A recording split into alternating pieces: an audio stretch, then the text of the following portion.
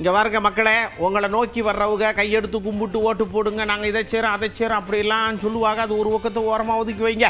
இப்போ நீங்கள் உங்களை சடக்குன்னு கூப்பிட்டு இந்த தொகுதிக்கு நீங்கள் தான் எம்எல்ஏ, நீங்கள் போய் ஓட்டு கேட்டு ஜெயிச்சுட்டு வாங்க அப்படின்னு சொல்லி ஒரு கட்சி ஏதாவது ஒன்று கொடுத்துச்சுன்னா என்ன மாதிரியான வாக்குறுதியெல்லாம் கொடுப்பீங்க?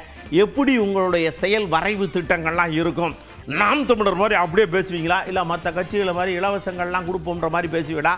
சொல்லுங்கன்னா இந்த முத்திரை தாளில் அடித்த மாதிரி கப்பு கப்புன்னு பேசுகிறாங்க. நான் எம்எல்ஏ ஆனால் நிச்சயமாக ஏழை குழந்தைங்களுக்கு படிப்பை இலவசமாக மற்றபடி ரோடு க்ளீனாக இல்லை, அதுக்கு என்ன வசதியோ அதை பண்ணுவோம். நான் எம்எல்ஏ ஆனேன்னா அந்த கல்வியை வந்து தரமான முறையில் கொடுக்க ஆசைப்பட்றேன்.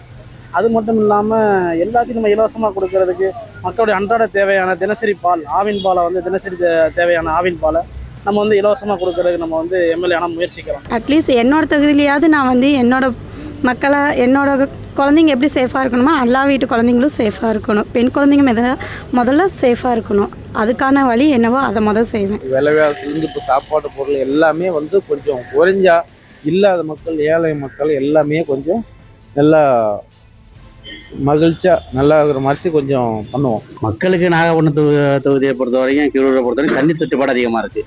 அதை உங்களுக்கு முடிஞ்ச வரைக்கும் நிவர்த்திறதுக்கு முயற்சி பண்ணுவோம். இருப்பிடம், நல்ல வாழ்வாதாரத்துக்குரிய இருப்பிடம் இருக்கணும் வேணும்.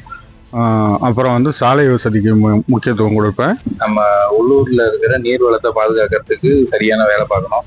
டாஸ்மார்க்கோட நேரத்தை குறைக்கணும். இன்னொன்று சட்டம் ஒழுங்குல அதிகமாக கவனம் செலுத்தணும். டாஸ்மார்க் வந்து தமிழ்நாட்டில் உள்ள எல்லாத்தையும் குறைக்கிறனோ இல்லையோ, எங்கள் ஊர்லையாவது நான் குறைச்சிடணுன்றதுல நான் உறுதியாக இருப்பேன். மெயின் வந்து பட்டதாரிகளை வந்து யங்கர்ஸை வந்து, ஏன்னா இருக்கிறதுலே இப்போ இந்தியாவில் வந்து யங்கர்ஸ் அதிகம்.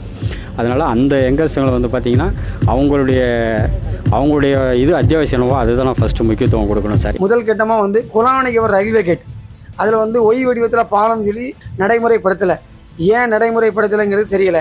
ஆனால் முதல் கட்ட நடவடிக்கை அது இருக்கும். சட்டமன்ற உறுப்பினர் ஆயாச்சுன்னா பாளையங்கோட்டை மக்களுக்கு தரமான சாலை வசதிகள், புறவழிச்சாலை, மேம்பாலங்கள்,